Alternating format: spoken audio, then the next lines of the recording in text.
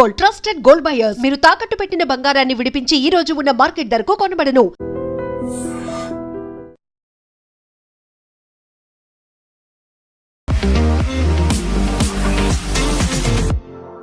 నమస్తే, నేను Kavitha. Welcome to I dream news and నిజాలు. అమెరికా అధ్యక్షుడు డొనాల్డ్ ట్రంప్ ఫోకస్ ఇప్పుడు ఇరాన్ మీద పడింది. ఇరాన్తో వాణిజ్య సంబంధాలు పెట్టుకునేటువంటి దేశాల మీద 25% టారిఫ్లను విధిస్తాను అంటూ అనౌన్స్ చేశారు. ఒక వార్నింగ్ కూడా ఇరాన్కి ఇచ్చాడు. బట్ ఇరాన్ కూడా అదే స్థాయిలో అదే వాయిస్తో అమెరికా ఏ పని చేసినా తాము ఎదుర్కోవడానికి సిద్ధంగా ఉన్నామని అనౌన్స్ చేసింది. బట్ అమెరికాకి ఇరాన్కి మధ్య ఎక్కడ చేరింది, ఏం జరగబోతోంది? మనతో పాటుగా ఉన్నారు సీనియర్ జర్నలిస్ట్ సురేష్ కొచతిల్ గారు. సార్ నమస్తే. సో వెనిజువేలా అయిపోయింది, నెక్స్ట్ ఇరాన్ టర్నేనా? కరెక్ట్. ఎందుకంటే ఇద్దరు నడిమిట్లో ఒక కామన్ కోయిన్సిడెన్స్ ఒకటి ఉంది. ఆయిల్. ఇరాన్లో ఆయిల్ ఉంది, వెనిజువేలాలో ఆయిల్ ఉంది. అఫ్కోర్స్ అక్కడే సిమిలారిటీస్ ఎండ్ అవుతుంది. ఒకవైపు కమ్యూనిజం, ఇక్కడేమో ఇస్లామిక్ థియోక్రసీ, అంటే షరియా kind of law. Iran history చూస్తే మీకు ఒక బహుశా 300-200 సంవత్సరాలు, 3200 సంవత్సరాలు ఉంటుంది హిస్టరీ. 3000 to 3500 ఇయర్స్ హిస్టరీ ఉంది ఇరాన్కి. దాంట్లో 2500 సంవత్సరాలు అక్కడ పరిపాలించింది ఈ పెహల్వీ ఫ్యామిలీ, 2500 ఇయర్స్. దాంట్లో last shah of Iran Pahlavi, Reza పెహల్వీని ఐ థింక్ ఆగస్ట్ 1979 అయితే ఇయర్ ఉంది, ఇయర్ మంత్ గుర్తు, ఆగస్ట్ అనుకుంటాను. ఆయన అక్కడి నుంచి తొలగించారు వాళ్ళు కలిసి, ఈ ఖొమేనీ అండ్ గ్యాంగ్. మన తర్వాత మనకు తెలిసింది ఏం జరిగిందో, అమెరికన్ ఎంబసీలో ఉన్న చాలామంది వాళ్ళ ఎంప్లాయీస్ని పట్టుకున్నారు, అక్కడ కిడ్నాప్ చేసి అక్కడే పెట్టుకున్నారు వాళ్ళని. దాని తర్వాత అమెరికాతో బార్గెన్ చేసి జిమ్మీ కార్టర్ అప్పుడు ప్రెసిడెంట్గా ఉన్నప్పుడు పంపించారు. పెద్ద స్టోరీ ఒకటి అది. ఒకటి వీళ్ళు స్పెషల్ ఫోర్సెస్తో ట్రై చేశారు, వాళ్ళు చాలామంది చనిపోయారు స్పెషల్ ఫోర్సెస్ వాళ్ళు. అమెరికాకి షా ఆఫ్ ఇరాన్ అంటే పెహల్వీ ఫ్యామిలీకి చాలా క్లోజ్ కనెక్షన్ ఉంది, చాలా సంవత్సరాలు, చాలా వందలాది సంవత్సరాల నుంచి.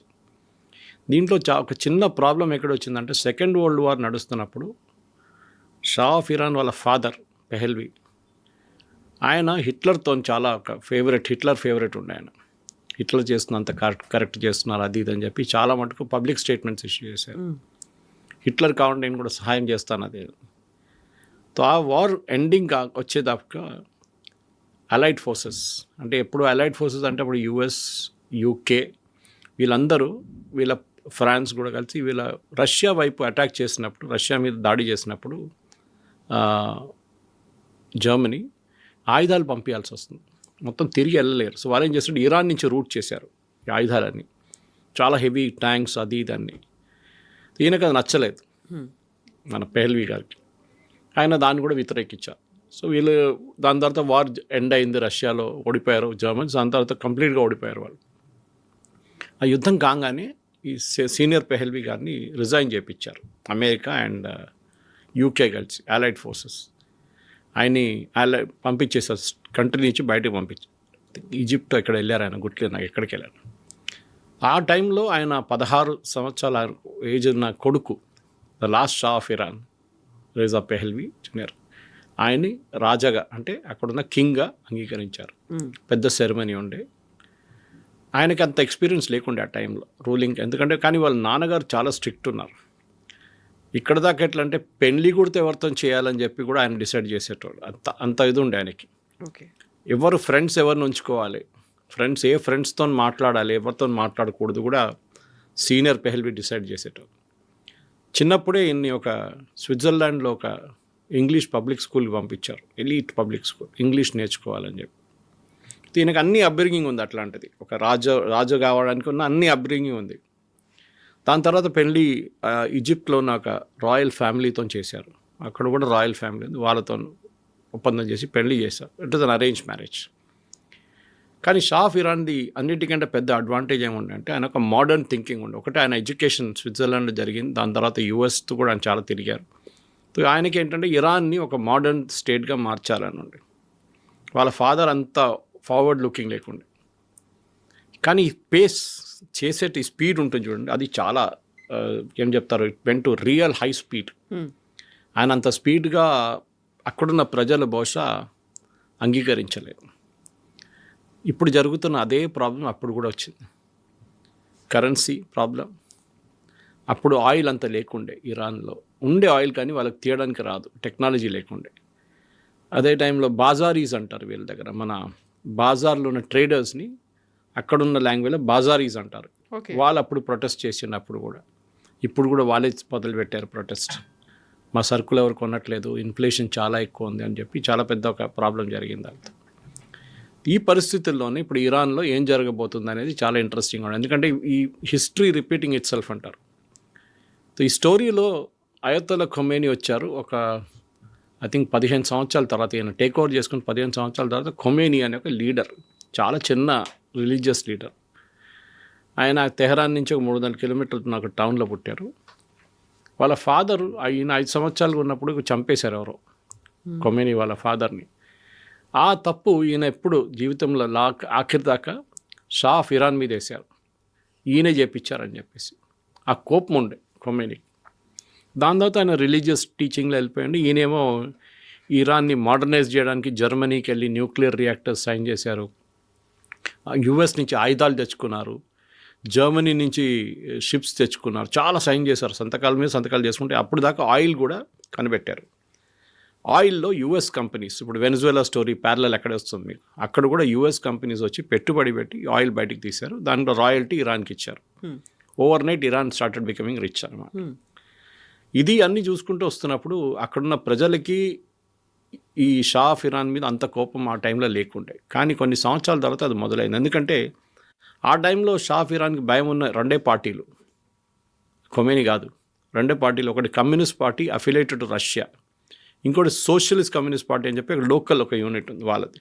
వీళ్ళిద్దరు ఎక్కువ గొడవ చేస్తుంటే, మాకు డెమోక్రసీ కావాలి, మాకు మొనార్కీ వద్దు, అది ఇది అని చెప్పి ప్రొటెస్ట్ డెమాన్స్ట్రేషన్ అన్నీ నడుస్తుంది. రష్యాకు కూడా ఒక సెల్ఫిష్ ఇంట్రెస్ట్ ఉండే ఇరాన్ని టేక్ ఓవర్ చేయడానికి. టేక్ ఓవర్ చేయకుండా అట్లీస్ట్ ఒక ఫేవరబుల్గా ఉన్న ఒక రెజీమ్ని అక్కడ పెట్టుకుంటే బాగుంటుందని వాళ్ళ రష్యా ఆ టైంలో యుఎస్ఎస్ఆర్ ఉండే, మనకు గుర్తుంది, ఇట్ వాజ్ నాట్ రష్యా. ఇదన్నీ నడుస్తున్నప్పుడు ఖొమేనీ సడన్గా ఈ రిలీజియస్ టీచింగ్స్తో సార్ ఆయన కూడా కొన్ని రాయడం మొదలుపెట్టాడు, ప్రొటెస్ట్. ఆయన అక్కడి నుంచి ఇరాక్కి తగిలించేశారు, షా ఆఫ్ ఇరాన్ బ్యానిష్ చేసేసారు, డిపోర్ట్ చేసేసారు ఇరాక్లో ఒక ఫేమస్ టౌన్ ఉంది, కోమ్ అనుకుంటా, Qom, yes, it is a very important Shiite place వాళ్ళ కోసం, షియైట్స్కి. అక్కడ అక్కడ ఆయన వెళ్ళి మళ్ళీ ఇదే రిలీజియస్ టీచింగ్స్ మొదలుపెట్టారు. ఆయనకు ఒక 20-30 స్టూడెంట్స్ ఉండే, వాళ్ళని డైలీ అడ్రస్ చేయడము. ఆయన ఇంటికి వెళ్తాడు, మస్జిద్కి వస్తారు, మళ్ళీ మద్రసాకి వెళ్తారు, మళ్ళీ రిటర్న్. ఆయన లైఫ్ ఒక స్టాండర్డ్ అయిపోయింది అనమాట. కొన్ని సంవత్సరాల తర్వాత ఇరాన్లో మళ్ళీ గొడవలన్నీ మొదలైనాయి షా ఆఫ్ ఇరాన్ వ్యతిరేకంగా. అక్కడున్న ప్రజలు మేము తట్టుకోలేకపోతున్నాం, చాలా రేట్లన్నీ ఎక్కువైనాయి, అది ఇది అని చెప్పి గొడవ చేయడం మొదలుపెట్టారు. This was somewhere around I think 65-70 నుంచి మొదలైంది ఈ ప్రాబ్లం. దాని తర్వాత రెగ్యులర్గా ప్రొటెస్ట్ డెమాన్స్ట్రేషన్స్ అది ఇది మొదలైనప్పుడు అక్కడున్న ఆర్మీ కాల్పులు జరిపారు, చాలామంది చనిపోయారు. దాంట్లో రెగ్యులర్గా నడుస్తుండే. And mostly there all communist చేసిందంత, కమ్యూనిస్ట్ వాళ్ళ మీద ఫైరింగ్ చేశారు. 1-2 రిలీజియస్ వాళ్ళ మీద కూడా ఫైరింగ్ జరిగింది. కానీ అన్నిటికంటే పెద్ద డెమాన్స్ట్రేషన్ ఎప్పుడు జరిగిందంటే అయతొల్లా ఖొమేనీ వ్యతిరేకంగా అక్కడున్న ఒక లీడింగ్ న్యూస్ పేపర్లో ఇరాన్లో, తెహరాన్లో ఒక ఆర్టికల్ వచ్చింది. న్యాచురల్లీ అక్కడున్న రూలింగ్ పార్టీ అంటే షా ఆఫ్ ఇరాన్ అప్రూవల్ లేకుండా ఆర్టికల్ రాదు అది. దాంట్లో ఈయన ఆ పని చేస్తున్నాడు, ఈయన రెవల్యూషన్ తీసుకొస్తున్నాడు, ఈయన షరియా లా తీసుకురాబోతున్నారు, మనుషుల్ని ఉరి తీసేస్తారు రోడ్డు మీద అని చెప్పి చాలా మటుకు పెద్ద ఆర్టికల్. దాని వ్యతిరేకంగా ఒక ప్రొటెస్ట్ డెమాన్స్ట్రేషన్ జరిగింది. దాని మీద కూడా కాల్పులు జరిపారు అక్కడున్న ఇరానియన్ పోలీస్. దాంతోనే ఇంకా ప్రొటెస్ట్ ఎక్కువైంది. లాస్ట్లో ఖొమేనీ ఆ టైంకి ఫ్రాన్స్కి షిఫ్ట్ చేశారు వీళ్ళు, కోమ్ నుంచి. ఫ్రాన్స్లో వీళ్ళేమనుకున్నారంటే ఫ్రాన్స్లో వెళ్ళి కూర్చుంటే అక్కడున్న గవర్నమెంట్ ఈయన మాటలు అసలు they will take it in wrong sense, ఈయన మళ్ళీ అక్కడ జైలు వేసేస్తారు అనుకున్నారు. కానీ అట్లాంటి చాలా ఏం చెప్తారు రాడికల్గా మాట్లాడుకుంటే ఖొమేనీ, ఇస్లామిక్ లా, షరియా లా, చేతులు కోసేయాలి, దొంగతనం చేసి అట్లాంటిది. So these people thought Iranian అనుకున్నారు ఆయన జైలు వేసేస్తారు ఫ్రాన్స్లో. కానీ అది కాలేదు, ఉల్టా అయింది. ఆయన సపోర్టర్స్ ఎక్కడెక్కడ ఉన్నారు లోకంలో అందరూ ఫ్రాన్స్కి వచ్చేసారు. ఫ్రాన్స్లో it was a very small town, నా పేరు మర్చిపోయాను నేను, ఒక షాలేలో ఉండే అక్కడ వచ్చి అక్కడ మళ్ళీ పెద్ద ఒక ఇన్స్టిట్యూషన్గా మారిపోయింది ఖొమేనీ వాళ్ళ రిలీజియస్ టీచింగ్. అదే టైంలో ఇంకా ఇక్కడ ప్రొటెస్ట్ ఎక్కువైనాయి. షా ఆఫ్ ఇరాన్ కొన్ని రోజులు పారిపోయాడు ఇరాన్ నుంచి. ఐ థింక్ ఆల్మోస్ట్ 2 నెలలు కనిపించకుండా పోయాడు అక్కడ. తర్వాత తిరిగి వచ్చారు, కానీ by the time he started suffering from cancer. తో అదే టైంలో ఖొమేనీని రాత్రికి రాత్రి ప్రొటెస్ట్ అన్నీ చాలా ఎక్కువైనప్పుడు రాత్రికి రాత్రి ఫ్రెంచ్ గవర్నమెంటో లేకుంటే బెల్జియం గవర్నమెంట్, డౌట్ ఉంది ఇప్పుడు కూడా ఎవరు చేయించారు, ఈవెన్ యూఎస్ ఉండొచ్చు అని చెప్తున్నారు, తీసుకొచ్చి తెహరాన్లో ల్యాండ్ చేయించారు. ఆ ప్లేన్ ల్యాండ్ అయ్యే ముందు ఇరానియన్ ఫోర్సెస్ ఏమనుకున్నారంటే ఆ ప్లేన్ షూట్ చేసి పడేద్దాం, Khomeini once for all problem finish అయిపోతుంది. కానీ అక్కడున్న ఇరానియన్ గార్డ్స్ ఏమో అది అంగీకరించలేదు. So they change sides, shah of Iran వైపు నుంచి అటువైపు వెళ్ళిపోయారు. ఈయనేమో షా ఆఫ్ ఇరాన్ ఇప్పుడు కూడా పాత లైఫ్ స్టైల్లో ఉన్నారు, క్యాన్సర్ ఉంది, కానీ ఆయన అంగీకరించట్లేదు దిగడానికి, దట్ ఈ విల్ స్టెప్ డౌన్ అనేది. లాస్ట్లో చేయాల్సి వచ్చింది, పారిపోయారు, ఈజిప్ట్కి వెళ్ళిపోయారు. Okay okay, there is treatment continued and I think 10 సంవత్సరాల తర్వాత he passed away due to cancer. ఇక్కడ ఖొమేనీ కూడా అంతే, ఆయన కూడా మొత్తం థియోక్రటిక్ స్టేట్ తీసుకొచ్చారు, షరియా లా తీసుకొచ్చారు. షా ఆఫ్ ఇరాన్ ఉన్నప్పుడు పాత ఫోటోలు మీరు చూసుంటారు, తెహరాన్ యూనివర్సిటీ అంతా అమ్మాయిలు మినిస్కర్ట్స్ ఎలా ఉండేవాళ్ళు అని. They use to have that ఒక ఫ్రీడమ్ అనేది ఉండేది, ఆ తర్వాత బుర్కాలు వచ్చేసాయి. మినీ స్కర్ట్స్లో తిరుగుతున్న అమ్మాయిలు సడన్గా ఇప్పుడు బుర్కాలు వేసుకోవాల్సి వచ్చింది, ఆ పరిస్థితికి వచ్చేసారు. ఇప్పుడు ఎప్పుడు చెప్తారు life comes a full circle అంటారు, ఇప్పుడు తిరిగి అదే స్టేట్కి వస్తున్నారు. ఇరానియన్స్ అంటారు మాకు ఇది వద్దు, ఈ బుర్కాలు వద్దు, ఈ హిజాబ్లు వద్దు, ఏమొద్దు, we don't want this religion based thing, మాకు మళ్ళీ పెహల్వీని తీసుకురండి అంటే రాయల్ ఫ్యామిలీని తీసుకురండి. ఇప్పుడు అక్కడ వచ్చి ఆగినాం. ఈ మధ్య కాలంలో కూడా అమ్మాయిల్ని చంపేశారు కదా, వాళ్ళ హెడ్ కనిపించేటి, వాళ్ళ జుట్టు కనిపించేటి కూడా వాళ్ళు ఎక్స్పోజ్ చేస్తారు, కేవలం హెడ్ జుట్టు కనిపించేట్టు ఎక్స్పోజ్ చేస్తున్నారు అని చంపేసినటువంటి ఇన్సిడెంట్స్. కరెక్ట్ ఉంది అది. మనం చూసే హిజాబ్ తీసి పడేసిన దానికి ఒక అమ్మాయిని తీసుకెళ్ళి కొట్టి ఆమె తల మీద కొట్టి ఆమెని మొత్తం చంపేశారు, వాళ్ళు చాలా దారుణంగా చంపారు. ఇప్పుడు యుఎస్ ప్రాబ్లం ఎక్కడ వచ్చిందంటే యుఎస్కి ఇరానియన్ ఆయిల్ మీద కన్నుంది. ఇరాన్ రెజీమ్ మార్చొచ్చు కావాలంటే ఎవరు వస్తారు అనేది పెద్ద ప్రశ్న. ఎందుకంటే అక్కడ ఒక గవర్నమెంట్ లేదు, ఒక పొలిటికల్ పార్టీ లేదు. సో ఎప్పుడైనా ఒక రెవల్యూషన్ జరగాలంటే 4-5 మెయిన్ ఫ్యాక్టర్స్ ఉంటుంది. దాంట్లో ఫస్ట్ ఫ్యాక్టర్ ఒక ఫిస్కల్ క్రైసిస్ ఉండాలి, అంటే ఒక రెవెన్యూ క్రైసిస్, ఒక ఏం చెప్తారు ఆర్థిక స్థితి మనం మొత్తం ధ్వంసం అయిపోయి ఆ స్టేట్లో ఉండాలి. ఇరాన్ ఆ స్టేట్లో ఉన్నారు ఇప్పుడు. ఇది ఎందుకు జరిగిందంటే మన అందరికి తెలిసిందే, యుఎస్ శాంక్షన్స్ పెట్టారు. ఈ ఇరానియన్ రెజీమ్ ఎస్పెషలీ ఖొమేనీ వచ్చిన తర్వాత న్యూక్లియర్ అంబిషన్స్ మీద చాలా, ఇప్పుడు ఎంత 49 సంవత్సరాలు అవుతుంది అనుకుంటే వాళ్ళు వచ్చి, ఈ రెజీమ్ వచ్చి వాళ్ళు న్యూక్లియర్ ఫెసిలిటీస్ మీద కొన్ని కన్ను పెట్టారు వాళ్ళు. దానికి చాలా మటుకు ఫ్రాన్స్ నుంచి జర్మనీ నుంచి స్మగుల్ తీసుకొచ్చిన పార్ట్స్ తీసుకొచ్చి పాకిస్తాన్లో ఉన్న ఏక్యూబ్ ఖాన్తో కొన్ని ఇల్లీగల్ డీల్స్ చేసుకొని వీళ్ళు ఒక న్యూక్లియర్ పవర్ ప్లాంట్ మొదలుపెట్టారు. కానీ ఇజ్రాయెల్కి నచ్చలేదు అది. ఇజ్రాయెల్ ఏమన్నారంటే ఏ రోజు వీళ్ళు తయారు చేస్తారు రాజ్యం మీద కొట్టుపడేస్తాం మొత్తం అని. వీరేం చేస్తారు, తెహరాన్ యూనివర్సిటీలో ఫస్ట్ ప్రాజెక్ట్ పెట్టారు, యూనివర్సిటీని ఎవరు బాంబ్ చేయరు కదా అని చెప్పి. కానీ అది ఎక్కువ సక్సెస్ఫుల్ కాలేదు. కానీ దాని తర్వాత వీరు ఒక ప్లాంట్ సెటప్ చేశారు. అక్కడి నుంచి వీళ్ళు న్యూక్లియర్ మిసైల్స్కి మొదలుపెట్టారు. సెంట్రిఫ్యూగ్స్ తీసుకురావడంలో డౌట్ వచ్చింది అమెరికాకి, ఫ్రాన్స్కి, వీళ్ళు ఏదో ఎక్కడి నుంచో స్మగుల్ తీసుకొస్తున్నారని చెప్పి దాని తర్వాత వీళ్ళ మీద శాంక్షన్స్ పెట్టారు యుఎస్. ఆ శాంక్షన్స్లోనే యుఎస్ వీళ్ళు ఆయిల్ బయట అమ్మలేకపోతున్నారు ఆ రోజు నుంచి. ఐఏ ఇన్స్పెక్టర్స్ వచ్చారు, ఇంటర్నేషనల్ అటామిక్ ఎనర్జీ వాళ్ళు వచ్చి వాళ్ళ కెమెరాలు పెట్టారు, చాలా మటుకు డిస్కషన్ జరిగింది. మేము విత్డ్రా చేస్తామన్నారు, విత్డ్రా చేయలేదు వీళ్ళు. అట్లాంటి చాలా డిస్కషన్ నడిచి సంవత్సరాలు డిస్కషన్ నడిచింది, కానీ ఏం జరగలేదు లాస్ట్లో. తర్వాత మనకు తెలిసిందే రీసెంట్లీ ఒక 3-4 నెలల ముందు ఇజ్రాయెల్ వెళ్ళి బాంబు వేశారు. దాని తర్వాత అమెరికన్స్ B2 బాంబు వచ్చి వాళ్ళ న్యూక్లియర్ ఫెసిలిటీస్ మీద బాంబు వేశారు. డైరెక్ట్గా కొట్టలేదు, ఇండైరెక్ట్గా కొట్టారు వాళ్ళు. మనం కూడా చేసినట్లు ఆపరేషన్ సింధూర్లో. ఇది నడుస్తున్నప్పుడు ఈ పరిస్థితుల్లో ఇప్పుడు ఇరాన్ ఏమైపోయిందంటే మొత్తం వాళ్ళ ఫైనాన్షియల్ క్రైసిస్ ఎందుకు వచ్చిందంటే వాళ్ళు డాలర్ సిస్టమ్ నుంచి వాళ్ళని మొత్తం తీసేశారు కంప్లీట్గా. మీరు ఇప్పుడు ఆయిల్ అమ్మితే కూడా మీకు ఆయిల్ అమ్మడానికి ఫస్ట్ పర్మిషన్ లేదు. ఎవరు కొనుక్కుంటారు? చైనా వాళ్ళ 90% ఇరానియన్ ఆయిల్ చైనా కొనుక్కుంటున్నారు. ఈ 90% కొనుక్కున్నప్పుడు ఏం చేశారు, ఫస్ట్ ఇరాన్ ఆ టైంలో ప్రైసులు ఎక్కువ ఉండే, I think $80 or $90 per barrel నడుస్తుండే. వీళ్ళు ప్రీమియంలో అమ్మారు, కావాలంటే తీసుకోండి మేము మీకు $70 ఇస్తాం, $80 ఇస్తాం చెప్పి ప్రీమియంలో అమ్మారు. యాక్చువల్లీ $40 ఉండే ప్రైస్, డిస్కవరీ ప్రైస్ అంటారు దాన్ని. అంటే మీరు దాన్ని తవ్వి తీసి బయటకు తీయడానికి కాస్ట్ అన్నమాట. ఇట్లాంటి పరిస్థితుల్లో చైనా ఇప్పుడు ఏం చేస్తున్నారంటే ఇప్పుడు ఈ క్రైసిస్ మొదలైనప్పటి నుంచి చైనా ఇప్పుడు డిస్కౌంట్ అడుగుతున్నారు ఇరాన్ దగ్గర, మాకు డిస్కౌంట్లు ఇవ్వండి. యుఎస్ ఏమో చైనా మీద ఏమో యాక్షన్ తీసుకోలేకపోతున్నారు, మనం మీద చేశారు. మనం ఫస్ట్ ఇరాన్తో డీల్ చేసినప్పుడు మనం రూపీస్లో పే చేసాం వాళ్ళని, దాని తర్వాత వాళ్ళకి బాటర్ సిస్టంలో మనం రైస్ సప్లై చేస్తాం, బియ్యం సప్లై చేస్తాం. వాళ్ళకి అది తక్కువ పడితే అది కూడా ఇచ్చాం మనకి. ఇప్పుడు అక్కడ పరిస్థితి ఏంటంటే వాళ్ళ దగ్గర వాళ్ళ మొత్తం ఇరానియన్ కరెన్సీ వర్త్లెస్ అయిపోయింది రియాల్. మీకు ఒక బ్రెడ్ కొనాలంటే మీరు ఒక చిన్న బండి తీసుకెళ్లాల్సింది, అంత కరెన్సీ నోట్ తీసుకెళ్తే ఒక చిన్న బ్రెడ్ వస్తుంది. ఆ దారుణ పరిస్థితికి వచ్చేసారు వాళ్ళు. సెకండ్, నీళ్ళు లేదు వాళ్ళ వాటర్ క్రైసిస్కి, ఎందుకంటే వాళ్ళకి ప్యూరిఫికేషన్ చేయలేకపోతున్నారు, వాళ్ళ ప్లాంట్స్ పనిచేయట్లేదు, పాత ఎక్విప్మెంట్ అన్నీ బ్రేక్ డౌన్ అవుతుంది, నీళ్లు దొరకట్లేదు వాళ్ళకి.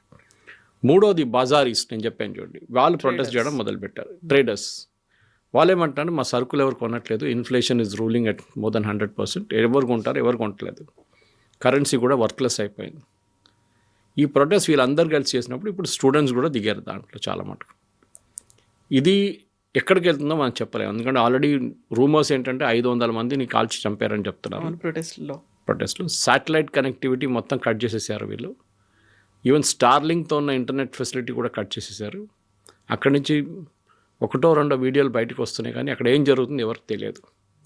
ఇప్పుడు అమెరికా అదే టైంలో ఏమంటున్నారు, లాక్డ్ అండ్ రెడీ, మేము ఇంకా మీరు ఫైర్ చేస్తే మీ ప్రజల మీద మేము మీద చర్యలు తీసుకుంటాం మేము. కానీ చెప్పడానికి చాలా ఈజీ, ఎవరి మీద చర్యలు తీసుకుంటారు. అక్కడ అన్నిటికంటే పవర్ఫుల్ ఉన్నది ఇరానియన్ గార్డ్ ఒకటి ఉంది వాళ్ళది, రెవల్యూషనరీ గార్డ్స్ అంటారు వాళ్ళని, ఐఆర్సి.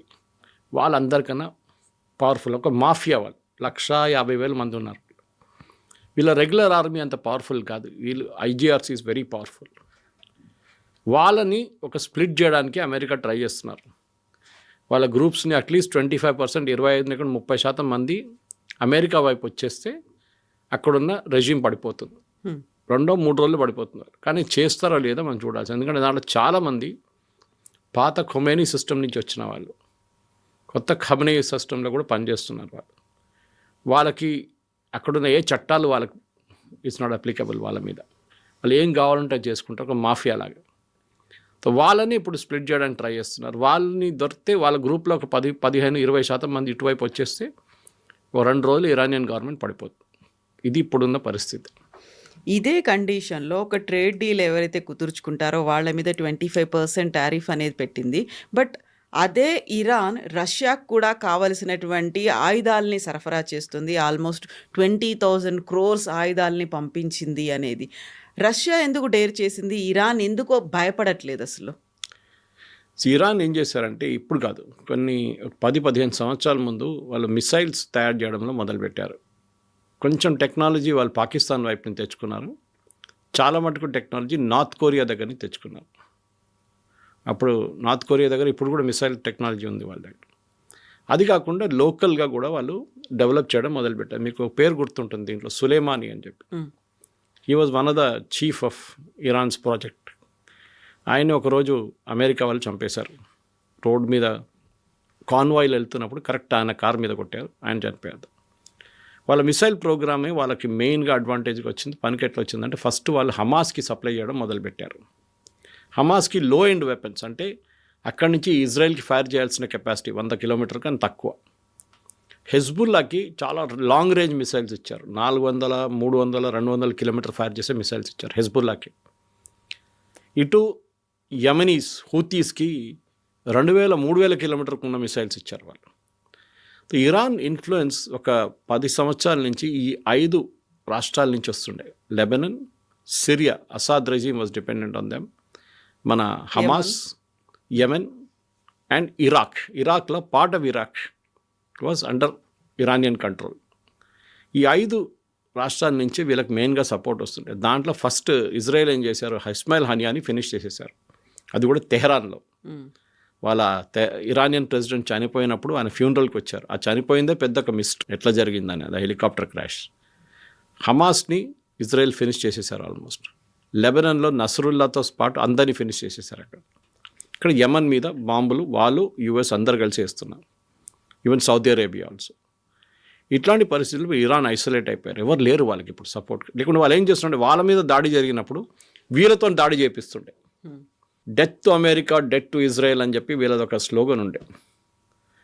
ఇప్పుడు వాళ్ళేమంటున్నారు, అక్కడున్న ప్రజలు ఇప్పుడు లేటెస్ట్ స్లోగన్స్ వింటే, forget Gaza, forget Lebanon, take care of us, అంటే మమ్మల్ని కాపాడండి, గాజాని మర్చిపోండి, లెబనన్ని మర్చిపోండి. ఆ పరిస్థితికి వచ్చేసారు అక్కడ.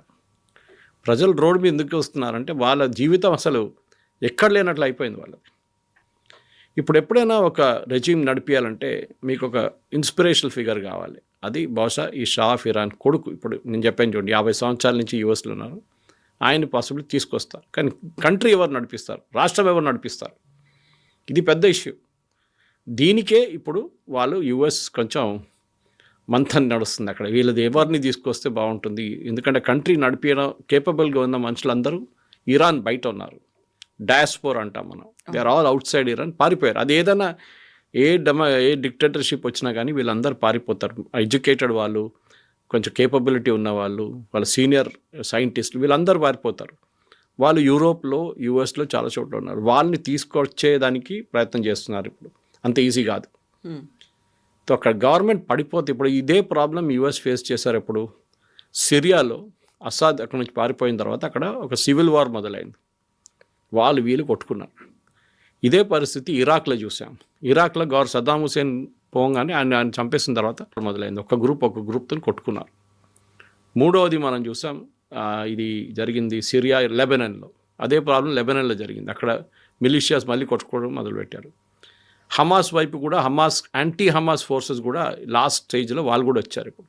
సో ఎక్కడ వెళ్తే కానీ వీళ్ళు ఎక్కడ వెళ్ళారో అక్కడ అన్ని గొడవ జరిగింది. ఈవెన్ యెమెన్లో కూడా ఇప్పుడు ఏం చేయలేకపోతున్నారు ఇరాన్, వాళ్ళు కంప్లీట్లీ పవర్లెస్. ఇప్పుడు ఈ పరిస్థితుల్లో ఇప్పుడున్న దాని ప్రకారం ఇంకొక 10 రోజులు ఈ ప్రొటెస్ట్ నడిస్తే డెఫినెట్గా అక్కడ ఉన్న గవర్నమెంట్ పడిపోతుంది. కానీ ఎప్పుడైనా గవర్నమెంట్ని పడేయాలంటే ఒక ఇంటర్నేషనల్ సపోర్ట్ కావాల్సి వస్తుంది. ఇప్పుడు దాకా సపోర్ట్ వస్తుంది ఓన్లీ ఫ్రమ్ యుఎస్.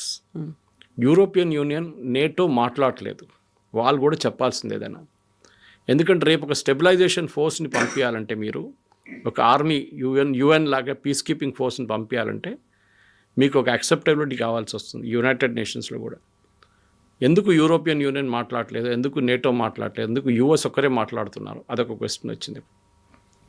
డెఫినెట్గా నెక్స్ట్ 15 days 20 daysలో చాలా క్రూషియల్గా ఉండిపోతుంది ఇరాన్ పరిస్థితి. అక్కడ ప్రతిరోజు సిచ్యువేషన్ మారుతుంది. అక్కడ ఏం జరుగుతుందో మనకు తెలియదు. దీనికన్నా ముందు చెప్పినట్టు ఇంటర్నెట్ మొత్తం కట్ ఆఫ్ చేసేసారు. కానీ ఇంటర్నేషనల్ యాక్సెప్టెన్స్, ఒక మల్టీనేషనల్ ఫోర్స్ రావాలంటే యుఎస్ కాదు, అన్ని రెజిమ్స్ కూడా యాక్సెప్ట్ చేయాల్సి వస్తుంది. రెండవది, వెనిజువేలా లాగానే వాళ్ళ ఆయిల్ ఇండస్ట్రీని రివైవ్ చేయాలంటే చాలా డబ్బులు ఖర్చు పెట్టాల్సి వస్తుంది. అది ఎవరు చేస్తారు? వెనిజువేలా కేసులో కూడా మనం చూసాం. ప్రెసిడెంట్ ట్రంప్ అన్నారు, I'm the president of Venezuela, నేను ఆయిల్ కంపెనీస్ పిలుస్తున్నాను, యుఎస్ కంపెనీ. వాళ్ళు వచ్చి రేపటి నుంచి తవ్వడం మొదలు పెడతారు, కొత్త టెక్నాలజీ పెడతారు. వాళ్ళు ఇప్పుడు అందరు వైట్ హౌస్కి వచ్చి మాతో కాదని చెప్పేశారు. మేమంతా పెట్టుబడి పెట్టలేము, మేము 20 బిలియన్ పెట్టుబడి పెడితే షెవ్రాన్ లాంటి కంపెనీ, మాకు ఏం గ్యారంటీ ఉంది రేపు మీరు వెళ్ళిపోయిన తర్వాత పాలసీ మారిపోతుందో లేదో అని. కొత్త యుఎస్ ప్రెసిడెంట్ రాగానే పాలసీ మార్చేస్తాం, అప్పుడు మేము పెట్టిన పెట్టుబడి అంతా పోతుంది కంప్లీట్గా. ఇదే ప్రాబ్లం ఇరాన్లో కూడా ఉంది. ఇంత గొడవ చేసిన తర్వాత, కొత్తగా రెజీమ్ తీసుకొచ్చి పెట్టిన తర్వాత, రేపు అక్కడ మళ్ళీ గొడవ అయితే ఈ అమెరికన్, బ్రిటిష్ ఆయిల్ కంపెనీస్ ఏం చేస్తారు? వాళ్ళు పెట్టిన డబ్బులు ఎక్కడ పోతుంది తెలియదు. They want a reassurance. Iran కేసులో ఎస్, రెజీమ్ చేంజ్ జరగవచ్చు, కానీ ఇరానియన్స్కి ఉన్న డే టు డే లైఫ్, వాళ్ళ జీవితం మార్చాలంటే వాళ్ళకి డబ్బులు కావాలి, వాళ్ళ పాకెట్లో డబ్బులు కావాలి.